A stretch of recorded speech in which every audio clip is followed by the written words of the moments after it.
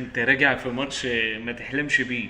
معلش انا مالي، انا مالي يا حبيبي، انا مالي. حظك ما انت يا ما حبيبي. بترجعش غير لما الزمالك بيقع. يا جماعه فهموا، بفضل ادور دول عليك. ناس دلوقتي بينافسوا وسموحه والمصري. انا مالي ليه؟ دي مدخلني طرف في حاجه مش بتاعتي. انا طالما مالي. احنا بننافس سموحه والمصري والناس دي، تمام. فارق بقى معاكوا ايه الظلم اللي احنا بنتعرض له؟ أنهي ظلم ده؟ ما فين يدونا الظلم ده؟ ما يدونا حقنا، وبعد كده نبقى نتكلم بقى في ان احنا بننافس مين. تمام. ناخد حقنا. طب ما تدوم حقهم هم الاول، يعني ندي المصري حقه الاول. هو احنا حقه في طرد عبد الله السعيد لما دخل بدماغه في الحكم، وحقه في طرد زيزو لما قعد يزعل كل الحكم دي الرابع ردود يشتم فعل يا فيه. حبيبي، ما تجيش جنب ردود ردود فعل. افعالكم اللي هي بتفجر الدنيا دي. ردود كلها فعل. ردود فعل للعيبه اتعرضت لاستفزاز. وبعدين يا باشا باين. ضربه الجزاء مش ضربه جزاء اصلا من الاول. مين اللي مش ضربه جزاء؟ انت مش شفتها معايا من شويه؟ شفتها معايا. ضربة جزاء؟ ضربه جزاء ده صريحة. انت يالا مش ممكن.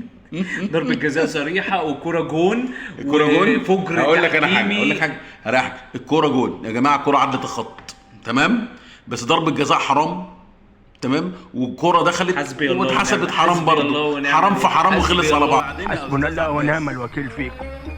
حسبنا الله ونعم الوكيل فيكم. عايزين نسال سؤال كده، الكوره دي بتاعت زيزو دي الجميله دي تمام، اللي دخلت الجون دي وما اتحسبتش، زعلتك؟ دي زعلت كل مصر. معلش. تلاقي-